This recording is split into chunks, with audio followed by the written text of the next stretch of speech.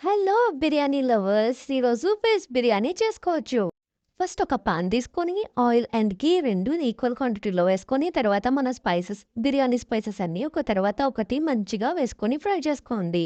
దానితో పాటు కాజు కూడా వేసుకొని పక్కకు తీసుకోండి. మన ఫ్లేవర్‌కి నచ్చినట్టు మన వెజిటబుల్స్ ఏమి కావాలంటే అవి మనం యాడ్ చేసుకొని ఒకటి తర్వాత ఒకటి బాగా ఫ్రై చేసుకోండి.